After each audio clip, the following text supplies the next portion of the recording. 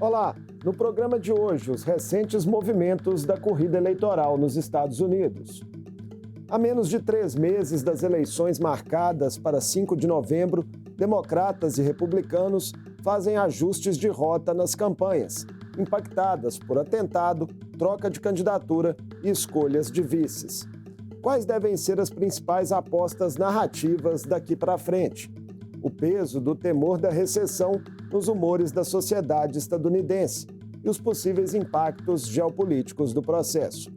Eu converso com o professor de Direito e Comércio Exterior das Faculdades Arnaldo e analista internacional Vladimir Feijó. Bem-vindo mais uma vez ao Mundo Político, Vladimir. Sempre um prazer receber. Eu que agradeço pela oportunidade e o espaço. Obrigado. Vladimir, nas últimas semanas esse quadro eleitoral estadunidense teve alterações sensíveis e a ideia dessa nossa conversa é justamente recuperar isso. A principal novidade, foi a desistência de Biden após intensas pressões nesse sentido e a escolha de Kamala Harris como candidata democrata. A tentativa de reeleição de Biden estava mesmo fadada ao fracasso? Estava. Primeiro porque o eleitorado americano estava extremamente insatisfeito de ter mais do mesmo. Uma eleição equivalente à anterior, Biden versus Trump. Aspirava por vento de mudança e, de preferência, por candidaturas mais jovens. A popularidade extremamente baixa e a dúvida da capacidade intelectual dele de seguir governando nesse mandato e, certamente, como isso deterioraria para os próximos anos. Portanto, o Partido Democrata já, de alguma forma, sondava a possibilidade de troca de candidatura. O mau desempenho dele, em entrevistas, debates, acabou sendo decisivo para essa escolha? Extremamente, em especial os doadores que colocaram pressão. Olha, você não está prejudicando só a sua chance de reeleição, você está prejudicando as outras eleições para governadores, deputados, senadores, como todos, que estavam associados a uma imagem de tentar defender ele como sendo uma liderança nacional extremamente energética, algo que qualquer visão da televisão já se mostrava como mentira. Portanto, as demais candidaturas corriam perigo exatamente por estarem associadas a uma ideia de pessoas incapazes de dizer a verdade para o povo americano. Pesquisas mais recentes, divulgadas inclusive nesse último fim de semana, mostram que as intenções de voto nos democratas cresceram com Kamala em todos os 7 estados ali que são considerados fiéis da balança. Já é possível afirmar, Vladimir, que um certo favoritismo que Trump ostentava arrefeceu? Sim, eu acho que hoje a campanha dele anda cambaleada. Primeiro porque está recuado, fazendo poucos eventos, em parte, lógico, pelo perigo de novo atentado, mas também porque ainda não conseguiu construir uma narrativa de combater a nova chape, Harris e Waltz, Porque, portanto, não faz muito sentido gastar dinheiro por uma campanha que ainda não tem chance de sucesso. E, Marcos, só para complementar, não só ela passou a liderar em algumas pesquisas em estados pêndulo, como também alguns estados que tendiam a uma vitória tranquila para o Partido Republicano, hoje já entra dentro da incerteza.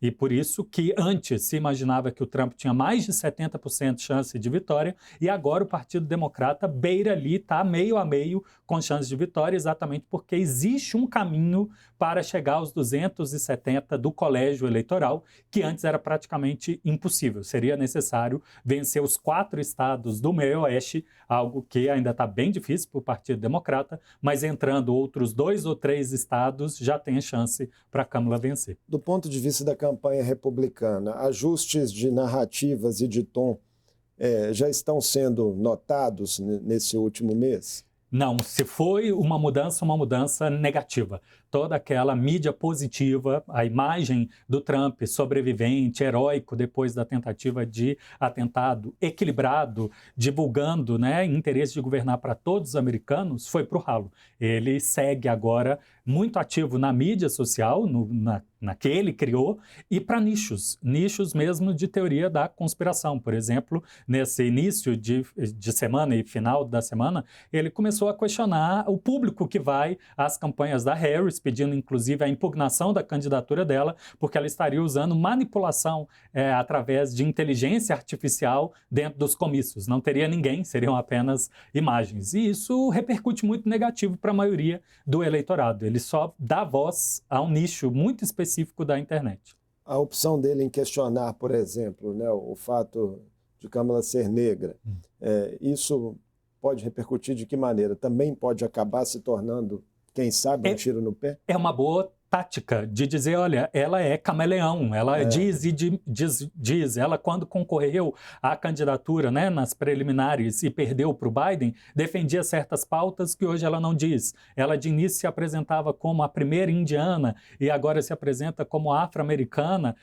A forma como ele apresenta isso, eu acho que não está caindo bem para o eleitorado. Se ele insistisse nisso, né, no discurso de que ela é um canvas branco, ela é um fantoche de outras pessoas, poderia suscitar essa dúvida. Mas se ele apela para a questão de identidade, o cidadão americano hoje, cada vez mais miscigenado, é tolerante com a ideia de que alguém pode ser duas coisas ao mesmo tempo. Ter do lado paterno uma origem negra, do lado materno uma origem indiana. Citamos o atentado, né, tanto na abertura como você também, né, lembrou. Ele foi em 13 de julho, há um mês atrás, né? Trump sofreu ali esse atentado em um comício na Pensilvânia, quando ele foi acertado de raspão na orelha, 2 pessoas morreram, uma delas o autor dos disparos. Como é que você viu as repercussões que se sucederam e se elas ainda podem impactar o processo nos próximos meses? Eu acho que não, porque o próprio Trump abandonou esse tipo de evento, não comenta mais sobre a sobrevida dele e, de alguma forma, a própria mídia positiva que teve a favor dele, deixa eu explicar, não porque as pessoas elogiaram o atentado, mas mídia gratuita, ele sem precisar ter que gastar dinheiro do bolso para mostrar a imagem dele e aproveitar disso e fazer discurso. Se perdeu. Eu acho que o Partido Democrata deu um nó na campanha do Trump, dentre outras, soltando notícias, enrolando para o Biden vai sair ou não vai sair, depois quando ele vai fazer o discurso à nação, quando que a Câmara vai falar pela primeira vez, quando que ela vai indicar o vice, e a mídia ficou focada totalmente no Partido Democrata e exatamente gerando esse ânimo de possibilidade de mudanças do país, algo que o Trump, sem ter uma política muito declarada, ele na convenção do Partido Republicano apresentou um texto mesmo, confia em mim, isso se perdeu e, portanto, eu acho que não sei se ele vai conseguir resgatar a imagem positiva em favor dele como alguém tipo messiânico, né? Que está predestinado a ser presidente e salvar os Estados Unidos, porque, como eu disse, em especial, ele já abandonou também esse tipo de viés e, do outro lado, já não é notícia mais. Parece que foi 10 anos atrás, apesar de ter um mês. Vamos tentar aprofundar um pouco também sobre esse perfil de Kamala, né, e o que ela traz para a disputa.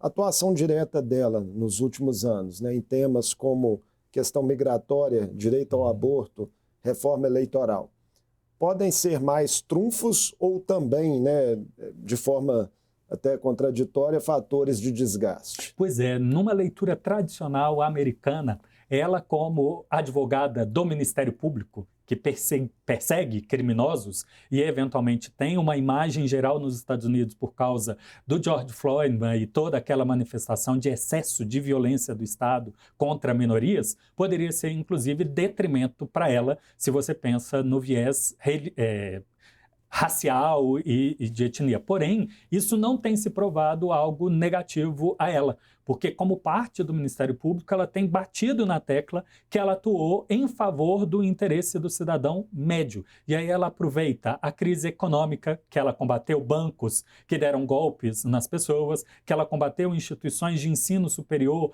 que superlucraram e não entregaram um bom serviço para a população, e inclusive joga, né, cutuca o Trump, que era um dos donos desse tipo de faculdade, e que de alguma forma é um trunfo. Agora, ela e a chapa dela com o Waltz nos direitos reprodutivos são extremamente fortes. O Partido Democrata aposta nisso para a eleição de muitos deputados e senadores, no sentido, olha, já que não temos mais os usos e costumes garantidos pela Suprema Corte de que esse é um direito, o caminho é aprovar uma lei que assegure o direito reprodutivo. Então, a história do Waltz de ter que buscar esse tratamento reprodutivo para ter a filha, e a Kamala, que já fala disso há alguns anos, é uma carta positiva, que agora deixa de ser só caminho de vitória para candidatos a deputados e Senado, mas também para mobilizar pessoas para votar na chapa dela, já que o Biden era muito morno a respeito do que faria nesse sentido. E a perspectiva do ineditismo, né, de uma mulher chegar pela primeira vez ao cargo, tende a ser aí uma das principais marcas da campanha dela? Não, ela não está apostando nesse sentido, ela não tem usado essa imagem. Isso é um pouco de nicho, né? Pode ser claramente que vencendo vão quase que apoteoticamente construir uma imagem como a primeira mulher, sim, a ser eleita como presidente, além, óbvio, das questões da etnia que também deve ser propagandeado. Mas, por enquanto, não é o principal ponto que ela está apostando. Ela está, inclusive, buscando atrair o eleitorado masculino e branco, que precisa, de alguma forma, ver o Partido Democrata como alguém que representa os interesses dele, da classe média, e que nas 3 últimas eleições estava bandeando para o Partido Republicano. A escolha de Tim Walz, né, como você pontuou aqui, pode ajudar nesse processo, né, nessa tentativa que ela busca, né, de ampliar um perfil de eleitorado? Ele é governador de Minnesota, né, e é definido pelo New York Times como um liberal progressista típico de centro. Uhum. Bem, então vejam, é até tedioso assistir os comícios nos Estados Unidos. Eles são feitos para quem está presencialmente ali, mas para quem está na internet são discursos repetitivos. Eles têm batido em algumas teclas, os direitos reprodutivos, uma delas, e outra parte do sindicalismo e de que a outra chapa representa o interesse de grandes financiadores, o próprio J.D. Vance, que se apresenta como um cidadão do meio oeste, da área rural, e que subiu na vida por esforços próprios do Trump, exatamente. Eles têm martelado, olha, isso é uma visão falsa. Ele tem bilhões que financiam a carreira dele. Ele mesmo tem milhões de dólares investidos através, sabe-se lá, de como conseguiu. Já do outro lado, o Walz, professor universitário, trabalhou na Guarda de Segurança Nacional por mais de 2 décadas e não acumulou mais do que a própria casa e $100 mil para a aposentadoria dele. Portanto, eles estão batendo nisso. O outro lado é uma chapa que diz representar o interesse do povo americano, já a nossa chapa realmente é de pessoas que vieram da classe média e que estão interessadas em reindustrializar o país para gerar oportunidade para que as pessoas ascendam para a classe média, martelando num suposto projeto do Partido Republicano, a Agenda 2025, que é uma proposta de austeridade fiscal, que diz que vai reduzir o tamanho do Estado, mas na área de assistência social. Mas não vai gerar superávit, porque promete redução de imposto para os super ricos. Então é esse tipo de discurso que eles têm dizendo, nosso interesse será para a classe média. Nós viemos da classe média, nós somos representantes da classe média, ou pelo menos daqueles que aspiram ser classe média. A escolha de Trump, né, por J.D. Vance, é um ex-crítico arrependido dele. O que chama atenção mais nesse perfil? É muito jovem, né, 39 anos. A minha convicção pessoal é que o Trump tomou uma decisão muito acelerada. Até por questão do calendário da convenção do partido, ele tinha que tomar uma decisão. As pesquisas de momento, pós-atentado, davam certeza de vitória, mais de 70%. Portanto, ele, em vez de escolher um vice que agregasse e trouxesse o meio do campo, que talvez não estivesse convicto em votar nele, ele escolheu um trumpista, ele escolheu alguém que se compromete a dizer o que ele quer, a fazer o que ele pede. E desse aspecto, hoje, eles se encontram aí travados. Ter um trumpista, arrependido ou não, né, do ponto de vista, é algo que o Trump queria. Alguém que não batesse de frente com ele. Alguém que fosse o apoiar e, como presidente do Senado, certificasse qualquer desempate em favor do que o Trump deseja. E não estivesse para atender outras alas do Partido Republicano, ou estivesse disposto a dialogar com democratas ou independentes. E agora, portanto, hoje eu acho que isso é um demérito para ele. Em especial porque eles não fizeram a devida verificação do que tem na internet a favor dele, e cada vez mais que vem notícias que ele é adepto a discursos de nicho específico, ele que foi apresentado como um jovem que está na mídia social, não está atraindo um novo público. Do outro lado, eles trouxeram no Partido Democrata um não tão jovem assim, mas que está famoso no TikTok e está famoso pela leveza, por fazer piadas, por fazer fases de impacto que não são no sentido de uma energia negativa, num setor de nicho, mas que estão dentro da satisfação da mídia social, que é entretenimento ou é política com entretenimento. Mudou, né, no mundo inteiro a forma de fazer Isso. política, né? Nos Estados Unidos isso é muito latente, né? O TikTok tem sido emblemático. Isso, e sem contar, lógico, o poder dos donos das mídias sociais, o Meta e o X, o Zuckerberg e do outro lado que a gente tem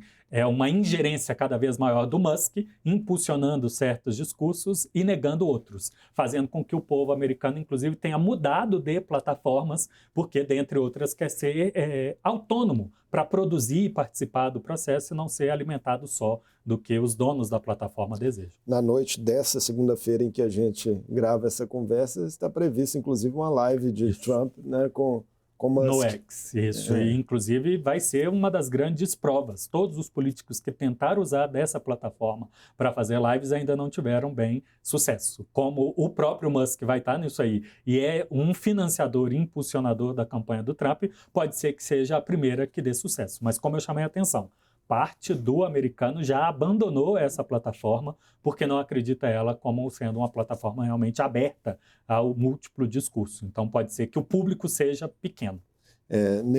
Nessa fase da campanha, Vladimir, né, a maratona de comícios já está em curso, a gente tem acompanhado, e o primeiro debate de Trump versus Kamala já tem data, será em 10 de setembro. Tende a ser um momento chave aí para a reta final das campanhas, até num comparativo com o que vinha sendo, né, o desempenho de Biden? Pois é, a Câmara já não vai poder continuar em cima do muro em muitos temas. Na convenção a acontecer agora ainda em agosto, parte da política, da plataforma de governo tem que ser apresentada. Portanto, o Trump vai ter a oportunidade de aproveitar, de criticar o que vier da plataforma e não ficar ainda sem saber qual é a linha de ataque, porque as que ele tem testado, por enquanto, não tem tido sucesso. Então, estando os dois frente a frente, com a equidade do tempo e o espaço, pode ser que a gente teste realmente o combate de propostas de governo e o que um vai tentar contra o outro. Essa certa, digamos, demora dos democratas, né, em explicitar propostas, sobretudo para fora, né, do país, isso tem um cálculo nesse momento? O primeiro dos cálculos eu acho que é o midiático. Não soltar toda a informação de uma vez para continuar ocupando dessa campanha de rádio e televisão que vem espontaneamente através do interesse do eleitorado americano para falar desse evento de mudança. As convenções, a convenção não, né? Os palanques, comparando o que aconteceu com Trump, o que o outro fez, e que por enquanto está positivo para o Partido Democrata. Então ele não precisa se comprometer com política pública nenhuma específica e continuar um pouco genérico, porque está favorável, segue, né, aumentando a intenção de voto. Mas chega um momento que isso não vai conseguir duração limitada, acontecer. Né? Exato. Então eles estão arrastando enquanto podem. Se pode aguardar até a convenção, eles vão deixar para a convenção. Se começar a ficar travado o crescimento nas pesquisas, talvez eles soltem tema por tema para, mais uma vez, gerar esse buzz, né? Gerar essa mobilização da mídia ou da conversa boca a boca que seja favorável. Na cena econômica, Vladimir, há um temor de que a economia dos Estados Unidos possa entrar em recessão. Especialistas vêm debatendo qual é, de fato, o grau desse risco. Que tratamento você acredita que esse tema deve ganhar nas campanhas, né, e se isso pode afetar os humores da sociedade? Pois é, a Câmara tende muito a perder nesse sentido, afinal ela é vice-presidente, ela é parte da gestão, então o que se espera é que o Biden entregue um bom serviço econômico como ele prometeu. Então tem bons números sobre emprego, tem bons números sobre inflação, porém o endividamento da família, a inflação acumulada faz com que a capacidade do povo americano reagir e criar uma espiral positiva está muito difícil. E a contínua existência de conflitos internacionais que geram as pressões inflacionárias podem fazer explodir a própria bolha da dívida do povo americano, a própria disputa sobre a valorização do dólar como moeda de referência internacional, fazendo com que tenha que sair de um buraco. Então, a Câmara tem prometido mudanças, mas sem fazer muito detalhamento. Então, consequência é que ela pode sofrer muito caso, de fato, venha uma recessão forte. você toca, né, na questão dos conflitos internacionais que podem ter impactos econômicos. A relação, né, entre as eleições dos Estados Unidos e esses conflitos ao redor do mundo é sempre pontuada em análises. Trump tem uma posição abertamente, né, contra o envolvimento dos Estados Unidos em conflitos externos, notadamente ali em relação à Ucrânia, isso fica bem claro, né, enquanto, né, Kamala, né, defende aí, representa um governo que, né, vem apoiando financeiramente tanto a Ucrânia quanto Israel. Os desdobramentos, né, desses dois conflitos nos próximos meses, né, conflitos que continuam, que se arrastam, podem ter algum impacto significativo? O povo americano consome política externa, é superpotência e, portanto, vive as questões globais, mas não vota por questão de política externa. Ela tem que estar conectada a algum interesse. O Trump vem de uma ideia de que a maior ameaça à existência dos Estados Unidos é a China, não só como uma potência militar crescente, mas em especial economicamente. O Partido Democrata, Joe Biden e a Kamala acabam representando uma ideia de que a maior ameaça aos Estados Unidos são os movimentos não democráticos, não liberais. Portanto, vê o enfrentamento à Rússia, o enfrentamento ao Irã, o enfrentamento à China como uma política essencial. E, dentre outras coisas, convergem tanto Trump quanto o Biden e a Kamala, pelo menos por enquanto, na ideia de que os Estados Unidos têm que usar todas as ferramentas de pressão a seu dispor. O Trump preferiria o investimento militar para fazer frente à China e jogar os aliados para fazer os investimentos complementares. Talvez México e Brasil para ajudar os Estados Unidos nas Américas, Egito, Arábia para ajudar no Oriente Médio, os países europeus para ajudarem na questão do leste europeu e os Estados Unidos focar no leste da Ásia. Já a Kamala, ela defende uma postura ativa, presente e um compromisso contínuo sobre isso. Isso pode, inclusive, prejudicar a campanha dela. Em especial, a sensação do povo americano de que ela pode trazer mudanças da política externa, em especial em questão do Oriente Médio. Tanto Trump quanto Biden são aliados de primeira linha do Benjamin Netanyahu. Netanyahu prefere Trump a Biden. A Kamala, por enquanto, está em cima do muro. Que consequências teria para Kamala, né, se o Irã, né, resolver revidar, né, os últimos ataques e isso desencadear também uma guerra de proporções mais amplas na região? Algumas, Marcos. Primeira dela, o Biden, nos últimos meses, vem falando que os Estados Unidos é a superpotência, capaz de tudo. Um conflito com o Irã só vai reforçar a ideia que os Estados Unidos não é mais essa capacidade militar. Não entregou superarmas, não entregou chance de vitória para a Ucrânia. E não tem condição de mobilizar tropas no volume suficiente para evitar que Israel sofra um ataque. Israel, claro, vai causar um estrago muito grande, Estados Unidos consegue causar um estrago muito grande no Irã, mas não vai conseguir evitar que Israel sofra e sofra pesadamente. As armas, hoje em dia, são capazes de, em ataques cirúrgicos, por exemplo, acertarem os guindastes do porto de Israel. E um guindaste você demora 3 anos para construir. E sem a importação de alimentos, a economia de Israel vai em frangalhos, sem contar a capacidade de destruir certas indústrias chaves. Então esse é o primeiro impacto. O Biden e a Kamala, como vice, vão ser escancarados como alguém que não entregou um exército capaz de lidar com os inimigos. O segundo são as questões econômicas. A hiperinflação pela redução do fluxo do comércio internacional é uma. E outra, o compromisso militar. Ao se comprometer a defender Israel, inclusive com tropas ou envios de armamento, isso significa bilhões de dólares do orçamento que serão assegurados. Bilhões que não vão poder ser entregues para outras políticas que ela pretende fazer. Na reforma da educação, da reforma da saúde pública, né, ou do financiamento à saúde educacional. Então pode ser que o eleitor que hoje está motivado a votar nela, ou pelo menos a sair de casa pela chance de vitória, mudar os rumos do país, talvez prefira ficar em casa. Não vai mudar para votar no Trump, mas pelo menos vai se sentir desestimulado. Não vai mudar mesmo, isso vai ser empurrado para daqui a 4 anos, então eu deixo de comparecer e deixando de comparecer, acaba a chance de vitória dela. E para Trump, quais seriam as principais dificuldades no caminho? O principal seria governar um mundo com um conflito internacional, como eu chamei a atenção, com forças armadas que não têm condição de responder à altura do que ele também acredita que o país está capacitado. Mas eu falo em termos de campanha mesmo. De campanha, eu acho que ele vai jogar a culpa no Partido Democrata, no Biden e na Câmara. Isso acaba favorecendo a ele. De novo, não que vai fazer com que pessoas mudem de votar no Partido Democrata para votar no Partido Republicano, mas pode ser uma campanha que suficientemente desestimule eleitores do Partido Democrata de sair de casa. As eleições nos Estados Unidos interessam também muito, né, a América do Sul. Nos últimos dias foi noticiado que o presidente Lula convidou o presidente Biden para um encontro em Nova York com o objetivo de formar uma aliança contra o extremismo e pela defesa da democracia. O evento ocorreria no dia 24 de setembro, depois da abertura da Assembleia Geral da ONU.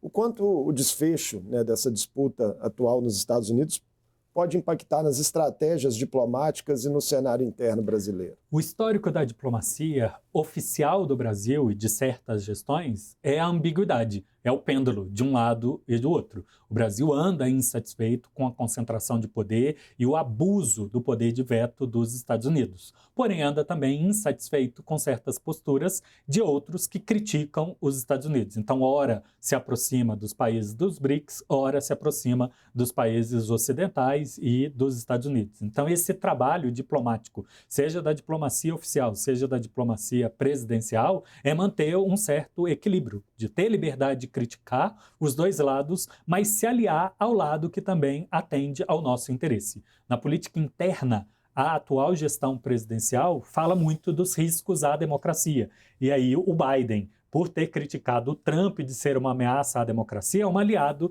de primeira linha. Todas as notícias que parte dos movimentos que aconteceram em janeiro de 2023 no Brasil foram arrefecidos por garantias dos Estados Unidos que não apoiariam qualquer transição que não fosse o resultado oficioso, né, das urnas eleitorais. Então esse tipo de aliança segue sendo cultivada e pode ser que surta algum efeito. Eu não ponho muitas apostas nisso, porque o governo Biden está nos últimos dias, ele mesmo em descrédito, mas é pelo menos uma forma de tentar chamar a atenção de um assunto do interesse da gestão para dizer, olha, não é só eu que estou falando isso, tem apoio de um país que muitos apoiam. Inclusive, parte da oposição à gestão presidencial do Brasil é exatamente favorável ao alinhamento dos Estados Unidos. E se você põe o presidente do Brasil em uma parceria com o presidente dos Estados Unidos, a oposição perde essa crítica, né? Você não tem o presidente como alguém anti-americano.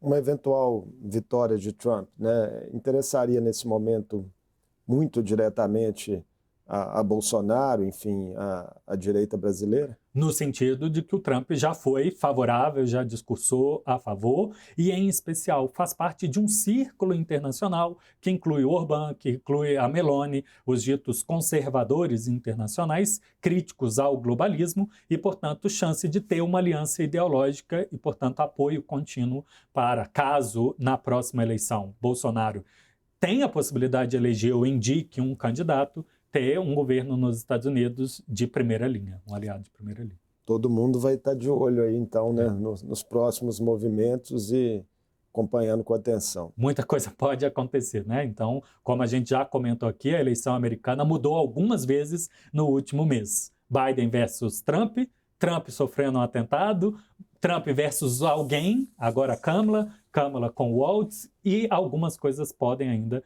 radicalmente acontecer, em especial o que você chamou a atenção, da política externa. Quase 3 meses, né? Exato. É bastante tempo. É para as nuvens da política. Como tudo hoje é muito acelerado, certamente a gente tem que ficar acompanhando com atenção. Muito obrigado por mais essa conversa conosco aqui no Mundo Político, Vladimir. Foi um prazer, obrigado. Eu conversei com o Vladimir Feijó, professor de Direito e Comércio Exterior das Faculdades Arnaldo e analista internacional. Falamos sobre o quadro da sucessão presidencial dos Estados Unidos a menos de 3 meses da eleição e de questões globais que estarão em jogo na disputa. Mundo Político fica por aqui. Obrigado por nos acompanhar e até o próximo programa.